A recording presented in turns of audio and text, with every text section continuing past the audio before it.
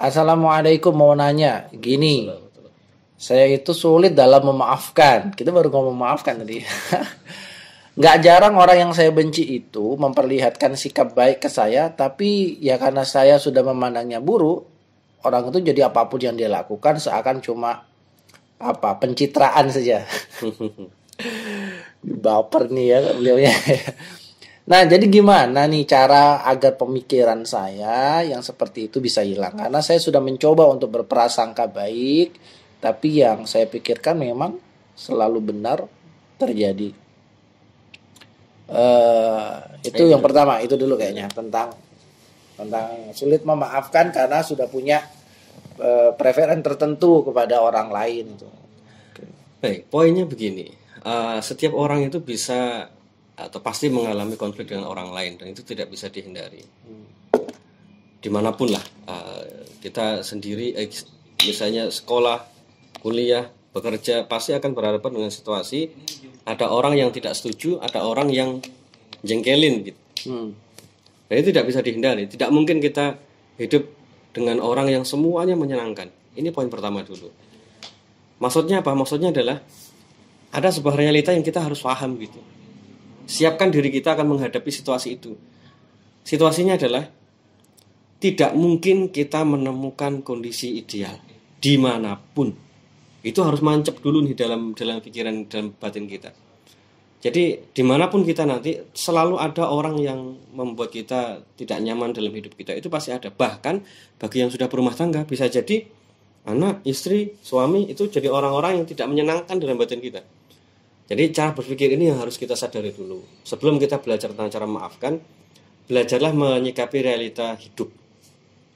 Tidak mungkin orang itu akan berhadapan dengan orang yang menyenangkan sama. Tidak mungkin, itu mustahil.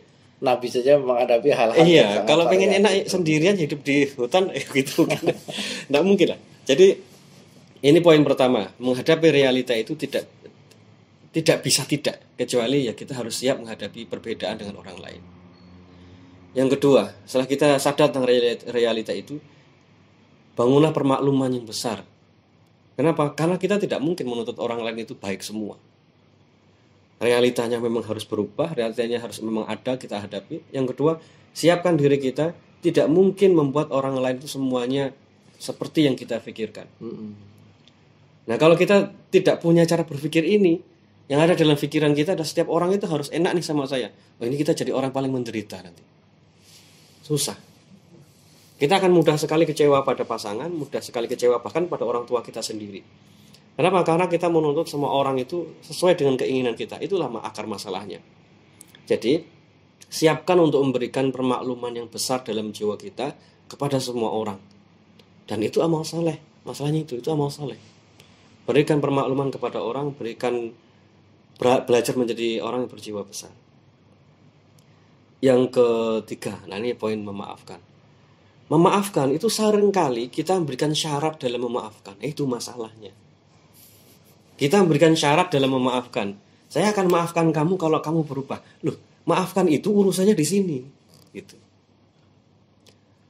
Jadi ini interaksi antara kita dengan orang ya. Kita jangan memposisikan seperti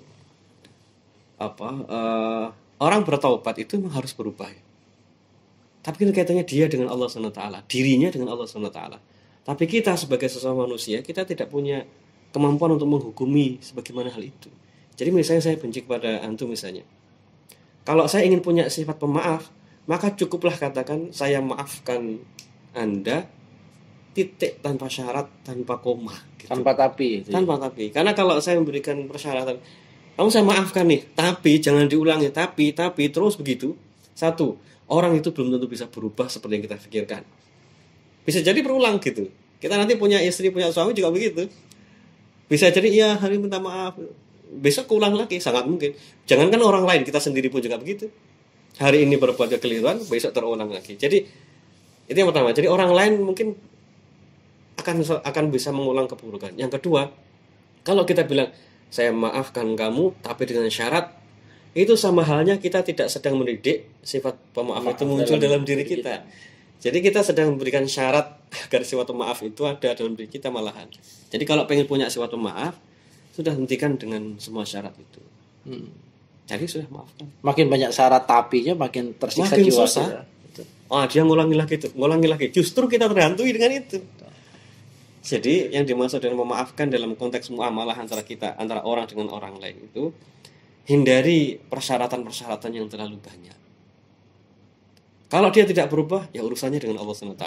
Kan lebih ringan begitu. Bahasa agamanya stop berpikir ruwet gitu ya. Stop berpikir. Simpel saja gitu. Tapi kalau kita mau gali lagi sebenarnya di balik sulit memaafkan itu ada rahasia jiwa aja saja. Kali di lain waktu kita bisa bahas tentang itu. Ya. Nah, kemudian pertanyaan lagi nih, satu lagi nih, saya punya teman, dia itu kayak sering dikucilkan. Oke, misalkan ada 5 orang, nah yang berempat itu bicara berkelompok, sedang teman saya sendiri.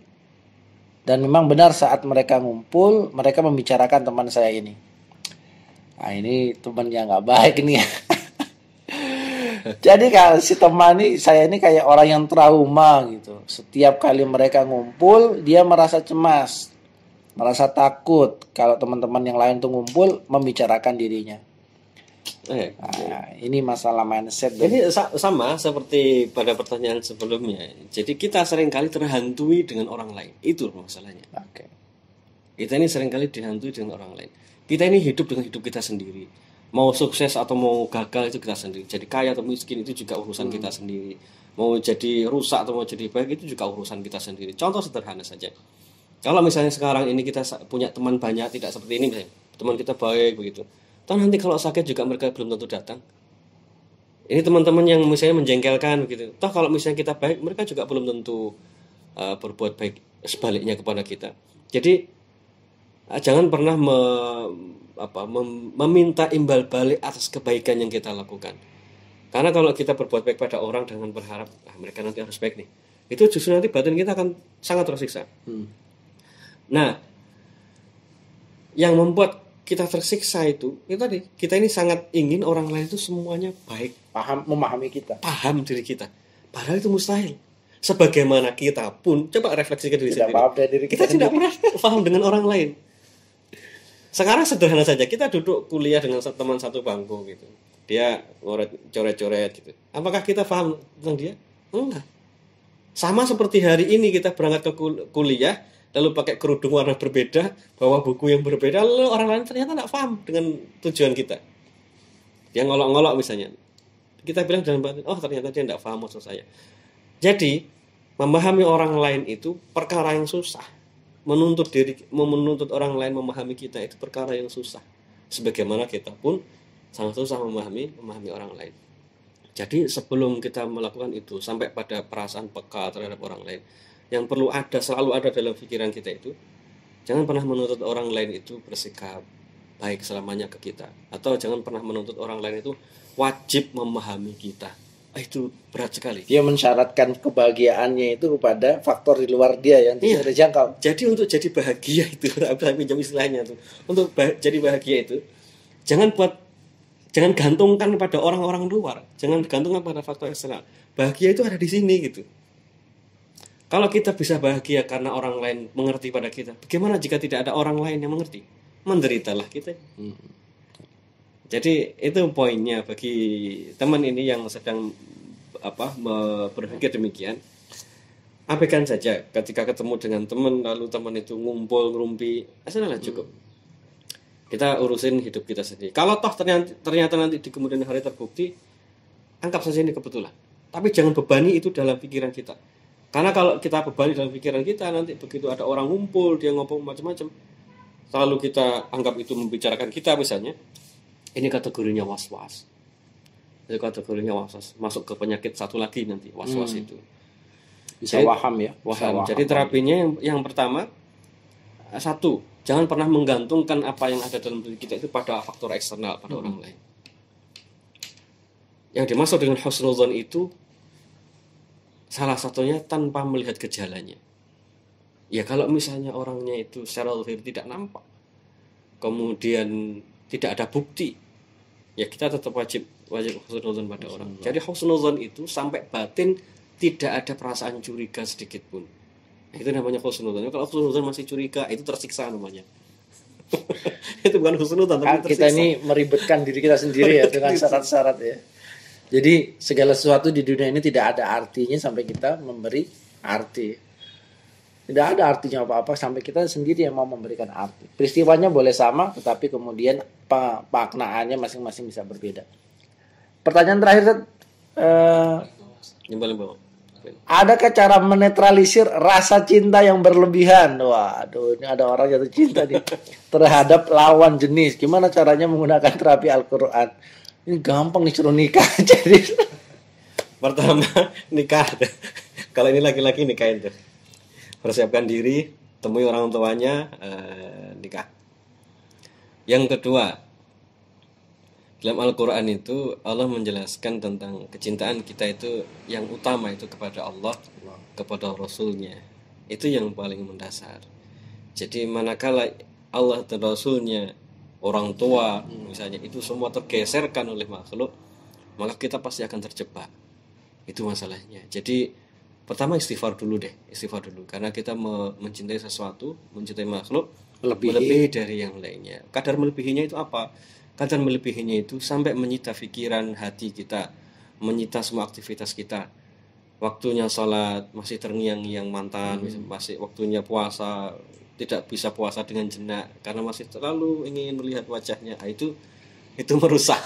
Itu mencintai secara berlebih-lebihan. Sampai misalnya orang tua bilang, "Nak, jangan keluar rumah," tapi dia keluar rumah semata-mata untuk ketemu dengan pacarnya ini. Ini mencintai secara berlebih-lebihan.